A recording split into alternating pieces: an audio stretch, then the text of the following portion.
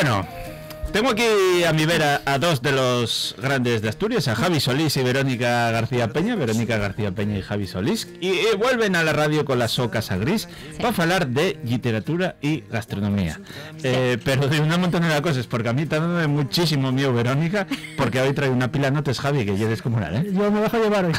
¿En serio? Es que hoy traemos un libro estupendo. A ver. ¿Qué tal, David? Hola. Bien. Bueno, es verdad. ¿Bien? Hola. Bien. ¿Todo sí. bien, no? Sí.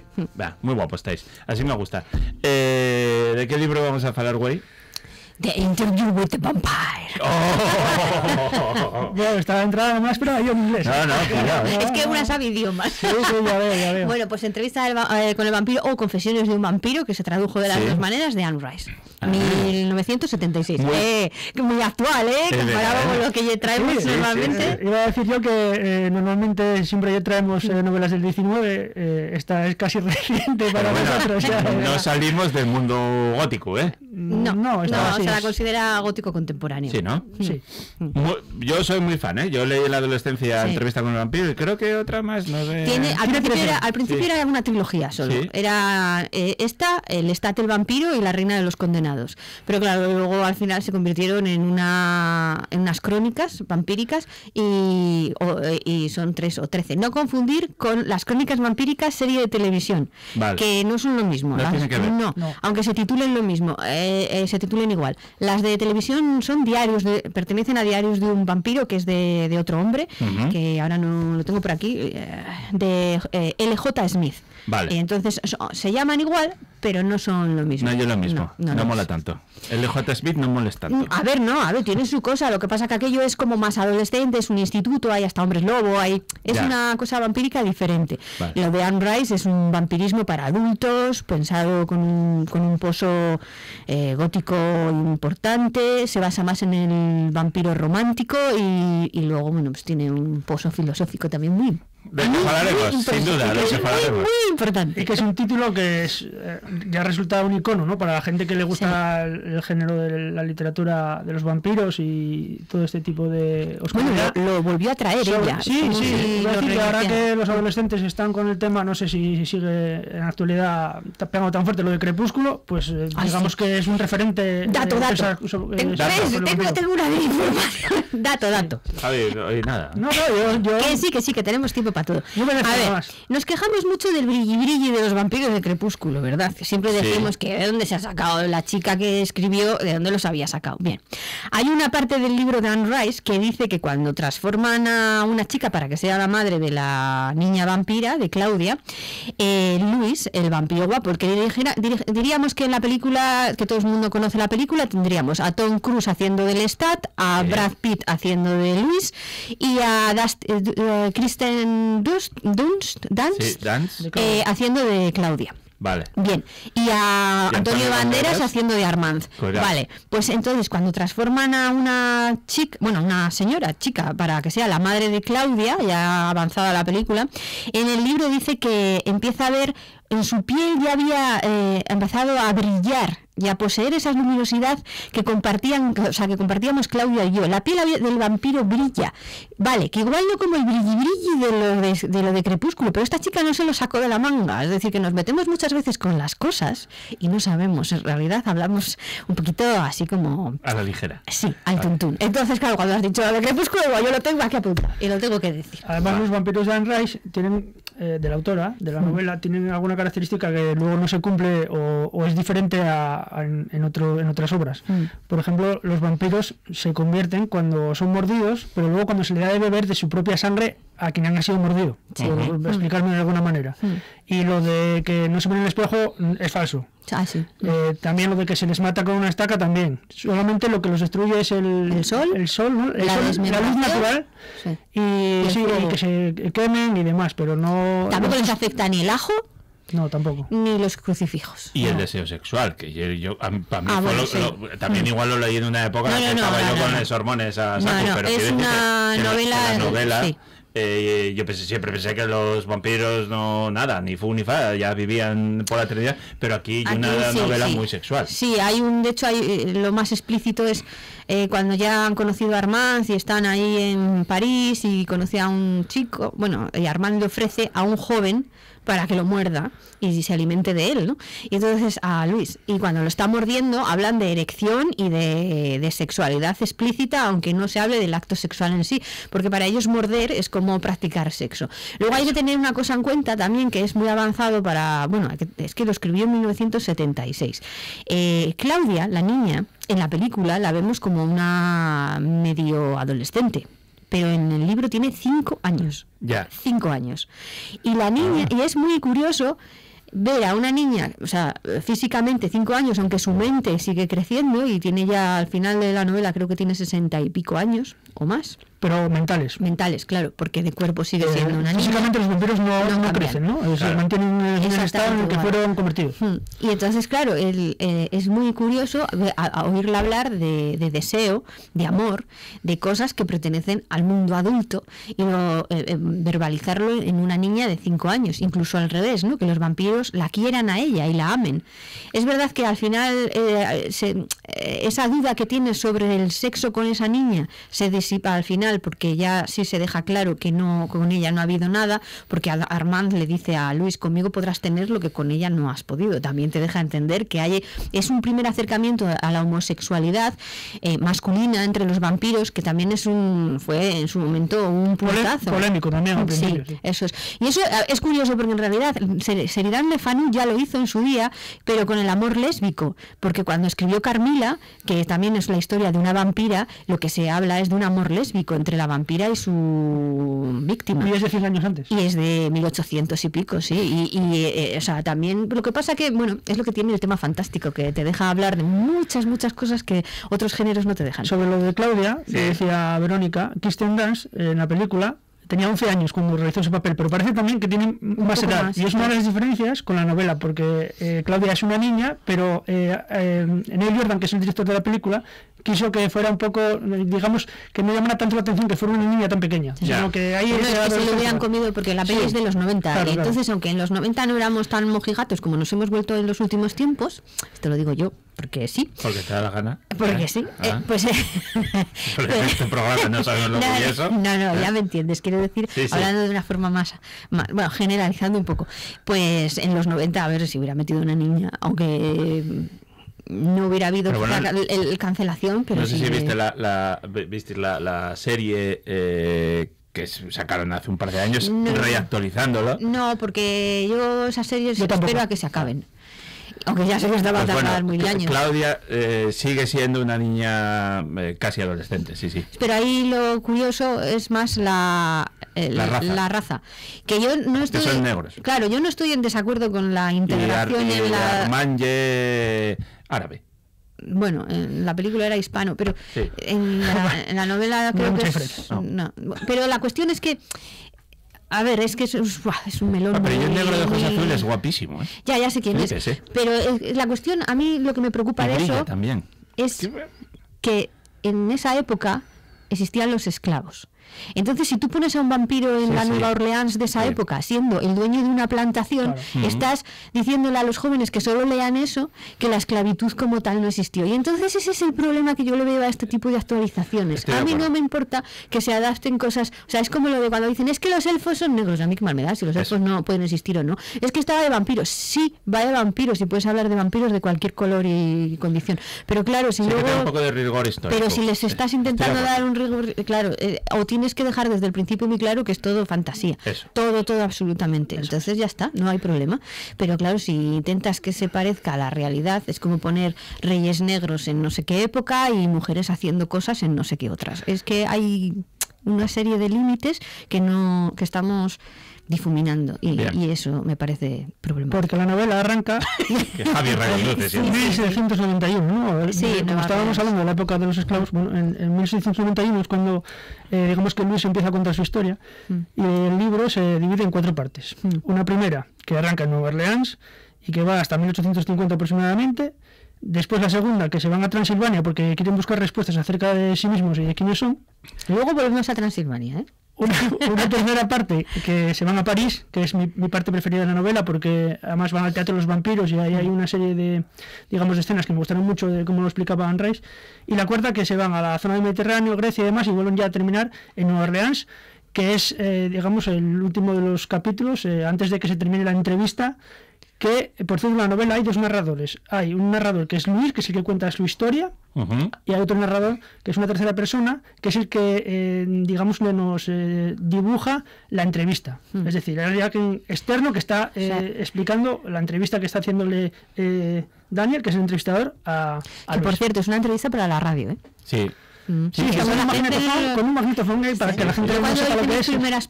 prácticas y tuve que utilizar todos esos aparatos. ¿Fuiste con magnetofón? Sí, tenía un jefe de deportes que me mandó a una rueda de prensa de los del balonmano allí en Logroño con un pedazo trasto allí que todo el mundo me miraba como diciendo, pero chica, ¿por qué no pones un minidisc que había ya entonces, que eran súper modernos? Pues yo allí fue con todo mi aparato. Porque dijo que claro, ¿y si un día no funciona no sé qué? ¿Y si un día no? Y entonces pues lo tuve que aprender todo. Y la novela tiene también, que es algo de lo que está Verónica ansiosa por hablar, un trasfondo, digamos, existencialista y acerca de, entre otras cosas, la concepción del mal. Digamos que es uno de los rasgos que tiene la novela, que tiene un campo filosófico, ¿no? Sí, eso es. Desde mi punto de vista, es un tratado de la moral. Un tratado de la moral. Sí, en el que tenemos dos protagonistas principales, Platón y Nietzsche. Joder, cuidado, Eso es lo que, o sea, en serio, esto es un diálogo constante entre Platón y su concepción sobre la moral, la estética, el ser humano, el bien, el mal, Dios, la fe, y Nietzsche, y lo mismo, sus concepciones al respecto. Tenemos a Luis, que es un vampiro que está constantemente intentando recuperar la humanidad que ha perdido, no sabe vivir sin la luz, a pesar de que es un vampiro que tiene que vivir entonces en la oscuridad, no concibe la idea de que Dios no existe o que Dios no exista para los vampiros, mientras que el resto de vampiros que conocemos, incluso Claudia, son más cercanos a los pensamientos de Nietzsche. De hecho, desde mi punto de vista, el vampiro sería el superhombre de Nietzsche. Y es una batalla filosófica. Es una batalla filosófica, exactamente, en la que de vez en cuando dejan que entren a dialogar con ellos Kant, Hobbes, Sócrates o Aristóteles, pero en realidad en la batalla es como una batalla de gallos entre Platón y Nietzsche, y por eso recomiendo esta novela en todos los institutos, porque para estudiar filosofía es fenomenal. Esto es tuya, cosecha propia. Ocurriósete. Hombre, es que Verónica hace ahí un análisis profundo de cada lectura y entonces es un lujo que esté aquí en la sección y nos explique todo esto. Es que soy socióloga. Ya. A mí es como, pero es que, a ver, en la ciencia ficción y en la fantasía pasa. Yo cuando la leí no se me ocurrió todo eso, Hombre, cuando yo la leí hace 1000 años tampoco, esto es después, con el bagaje, los años, la experiencia. Por hacer de la Casa Gris una sección estupenda. Sí, estoy fascinado. A ver, y porque cuando empezamos pues me daba vergüenza. Hablando de Nietzsche en las facturas, con Orwell os hubiera hablado de Foucault y de El panóptico de Bentham. Pero no me molaba, sí, pero no era... ¿Qué quería decir de Transilvania? Ay, sí, tenemos que hablar del primo segundo de Tolstoy. Ajá. Alexei... Majo, se llamaba Alexei Konstantinovich Tolstoy. ¿Y por qué? Porque a diferencia de su primo famoso, que escribía sobre, pues, buscando el alma de la madre Rusia, este buscaba el alma de los vampiros rusos. Ajá. Y entonces escribió varias novelas que tienen que ver con vampiros rusos. Uno es La familia Burdalak y el otro es El vampiro, como lo de Polidori, pues igual, El vampiro. Y están ambientadas allá en 1800 en Rusia y eso. Y entonces es la primera vez que aparece la palabra upir, que viene, verga, como los monjes llamaban a los vampiros de entonces. Ajá. Y nos explica cómo esos vampiros es que se parecen mucho más a los vampiros transilvanos que describe Anne Rice, que son vampiros, a diferencia de los europeos, como... sin alma, sin ningún resto de humanidad, sin nada, son como más bien como el monstruo, como el monstruo, no como el vampiro humano, digamos. Son los vampiros de la estepa, Verónica. Arrastrando la de la Rusia. Y entonces, bueno, pues eso, y entonces había que hablar de, que por cierto nos explica cómo matar a los vampiros rusos, que no se les mata igual que a los vampiros de los demás. O sea, aquí hay formas de matar según la nacionalidad del vampiro. Claro, bueno, depende de las traducciones también y eso, ya, ¿no? Pero yo he leído que a los vampiros rusos hay que matarlos con estacas de álamo. Álamo, no vale ahí la estaca de roble o de pino. No. Así que yo decido que si eso, pues me hago un kit, las hago todas de álamo y así. Vale. Me sirven para todos, ¿no? Digo yo. Bueno, eso es, y luego les cortas la cabeza. Por si acaso. Por si acaso. Por lo que sea. Sí, eso también pasa en Drácula, lo de cortarle la cabeza, y en Carmila también es mejor cortarse la cabeza. y ya que estamos hablando de Carmila, que conste que Carmila duerme en un ataúd lleno de sangre. ¿Y qué es la sangre aquí, aparte de la vida? ¿Qué? Esto lo voy a reconducir yo. El alimento de la novela. Bueno, ya. Podemos hablar de morcillas. No, Es que hay la algún sangre- elemento de Sí, gastronomía, sí. bueno, iba a decir de gastronomía, de comida en la novela, que a usted qué le llamó la atención. Bueno, pues yo creo que esto es una novela que si tuviera que definirla es sangre y vino. Sangre y vino. Sangre y vino. Me gusta, sí. Sangre y vino. A veces se toma la sangre en una copa. Sí. Sí. En la película usaban vino tinto de verdad para que pareciera sangre. Bueno, pero mucho más denso. Sí, pero vino. Sí. Yo no sé cómo grababan a esta gente ahí. Después también... Tom Cruise y Brad Pitt, ya te digo yo que y Antonio Banderas alegría. A la guaja igual se cortaban un poco más, pero... Sí, puede ser. Después aparecen alimentos que ya fueron tratados en esta sección, como el aura, ¿no? y el ajenjo también, que son, digamos, sustancias Es la opiáceas. forma en la que matan al Stat la Porque primera en vez. teoría ellos comían, o sea, yo por lo que recuerdo, no sienten el sabor, pero sí que comen por el placer de comer. No, les late el corazón. Ajá. Es que a estos vampiros les late el corazón. Y entonces cuando beben de su víctima, su corazón se acompasa al de su víctima. Y entonces por eso es tan sensual y sexual. Porque es como un latido pum, pum, pum, pum. Tú imagínate que a la vez que la víctima va decayendo y el latido va pum, pum, pues el vampiro también lo siente. Pero a la vez luego de repente se revoluciona. Y entonces, claro, es como cogen calor, ¿no? Y luego lloran lágrimas de sangre, sudan sangre. Es como, ¡guau! Es que esta novela es genial, es maravillosa. Y también comen ratas, que me extraña que no lo haya dicho. Bueno, a ver, es que ese es el otro menú. El otro menú son ratas y conejos, Porque gatos, como no quieren cosas que matar te encuentras por ahí. Eso. Y matar luego animales. está el menú del Stat. El Ese menú gran del Stat es conflicto- distinto. El gran conflicto siempre llega de la novela con matar humanos o no matar humanos, ¿no? Sí. Sí, pero que las ratas, que no me dejan terminar. Ay, espera, a ver. Vamos a ver, ustedes y yo, que somos de una generación, bueno, David, de la misma generación y usted un poco menos, Bueno, más o menos. pero menos. se va a acordar que había unas gominolas en forma de rata Sí, por la en serie los años V, por la 90. serie V. Ay, Correctísimo. Por la serie V, que si los escuchantes no saben lo que es, porque ya son excesivamente A ver, ¿tú jóvenes. crees que la media de edad de nuestros escuchantes Bueno, van a ver, ser jóvenes? Yo creo que sí, David, ahí hay un Yo- pegando fuerte ahí atrás, ¿no? Siempre traigo a un público... Bien. Sí. Pues yo casi siempre traigo a gente más mayor. Ajá. Bueno, era una serie de, digamos, de extraterrestres que se comían ratas, entonces cuando éramos niños había unas gominolas que Sí, que solo recreaban tuvo esa- una ese- temporada, aunque nosotros pensamos que duró durante siglos y siglos. Porque la repusieron 8000 Eso sí, veces. eso es verdad. Y no sé cuántos capítulos, pero molaba la de Dios. Diana. Sí. Y como yo Y soy... había lagartos, Sí. y gusanos. también gusanos. Como yo soy una persona muy polifacética, ya lo digo yo, porque como no ¿Ves cómo también ha venido súper informado? Tú, ¿No? tú Yo de solo- comer rates derivaste en los gominoles de los rates y lo llevaste a V. Cuidado, el trabajo de campo que trae Javi en casa. la tele indiscreta de los años 90. La tele indiscreta. Bueno, esto es como la super pop. Y ¿cuál era la otra? No me acuerdo, pero alguna de esas. Bueno, iba a decir, como tampoco hay mucho contenido gastronómico, lo que ¿Cómo hice... que no? A ver, que es que no me has dejado decir el menú del Stat. No, vamos a hablar del menú del Stat. Seres humanos. adelante. Vale. Pero, ¿cuál era lo que más le gustaba? Jovencitos. Ah. Y bueno, y a mí jovencitas me gustaría también. No, pero estamos hablando de comérselas. Bueno, A ver, morderlas, quitarles la sangre, chuparlas, dejarlas luego Pues- caput. Como la novela empieza en Nueva Orleans y termina en Nueva Orleans, y Anne Rice es de Nueva Orleans, Sí, es de pues ahí. estuve buscando las cosas típicas de Nueva Orleans. Vale. ¿Qué os parece? muy Muy bien. bien. Bueno, Yo solo conozco lo del Es una ciudad- el Mardi Gras y el rollo del jazz, ¿no? bueno, eso el plan musical estás Sí, diciendo, ¿no? bueno. Sí. Nueva Orleans, que fue una ciudad fundada como colonia francesa, ¿no? Sí. Era colonia francesa, después pasó a colonia española y después a Estados Unidos cuando ya se convirtió en un país. Pero entonces en Nueva Orleans estuve investigando y hay un plato que es los crawfish, que son cangrejos de agua dulce. Porque claro, Nueva Orleans es la capital de Luisiana y el Mississippi es el puerto principal del río Mississippi. Luego está el po' boy, debes pronunciarse así porque tiene como una especie de... Po' boy. Po' boy, así como a lo americano, como si estuvieras en la Fox. Sí. Po' boy. Que es un emparedado de marisco y pescado rebozado. Ya sabes que allí se come mucho ese tipo de comida, meten un bocadillo cualquier tipo de cosas. Sí. Gocháis. Luego está la jambalaya y el gumbo, que son platos elaborados con arroz.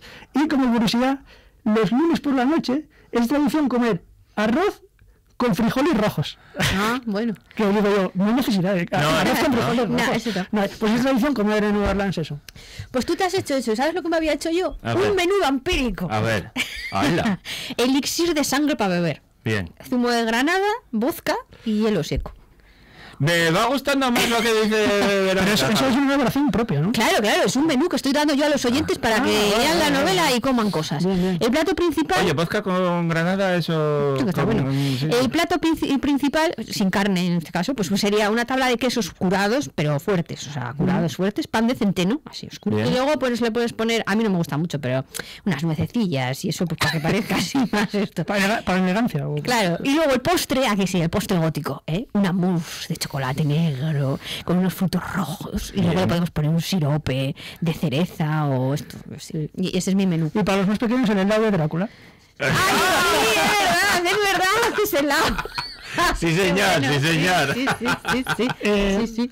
Bueno, para ir rematando, David, si te parece. A ver. Sobre la película, Entrevista con el vampiro de Neil Jordan, de 1994. Vale. Verónica. Que me gustó mucho, sí. Peliculón, guay, Sí, ¿no? es así. Vale. La reina de los condenados no, pero es así. Eso que está sonando es la canción que cierra la película, que se la encargaron a Guns N' Roses, pero que es un tema de los Rolling Stones. Sympathy for the Devil. Bien. Y que, bueno, fue creo el último tema que Slash, el guitarrista de Guns N' Roses, grabó con la banda. Puede ser. Bueno, ya está de vuelta. El Esperre... Bueno, ya que se habían separado, ¿no? Sí, estuvieron 10 o 15 años separados y ahora ya están de vuelta. Claro. Decir que la peli es muy buena, pero es una adaptación. Con lo cual el libro tiene muchas... O sea, la peli tiene muchas elipsis. El libro mola más. El libro mola más, sobre todo por el final. A ver, el final de la película es muy bueno. diferentes. Pero son diferentes. Ajá. Entonces, bueno, el final del libro es más, digamos, acorde al estilo gótico romántico del libro. El de la película es más, pues como lo que suena, más oscuro y más televisivo y tal, para luego fundirse en negro es mucho mejor. Fue también una película que recaudó $223 millones en taquilla en Estados Unidos cuando salió. O sea, un éxito total. Sí. Y las cosas, bueno, hay que reconocerlas. Después la gente se interesó mucho por la novela, pero fue a cuenta de la película de Neil Jordan que... Sí, tuvo un resurgir de las novelas. Sí. Un éxito total, sí. Y ya que recomendamos película, yo voy a recomendar también libros. Que lean a Carmila de Sheridan Le Fanu, es de 1872, es una vampira y hay una especie de amor lésbico, es muy interesante. Además, igual es el primer germen de lo que luego sería Van Helsing, que también es sí, yo creo que Drácula lo cogió de ahí. La muerta enamorada de Théophile Gautier, que es de 1836, y aquí es una historia más romántica y más dualidad, y yo creo que bebe de Calderón de la Barca, porque todo está en Calderón de la Barca. Lean a Calderón de la Barca.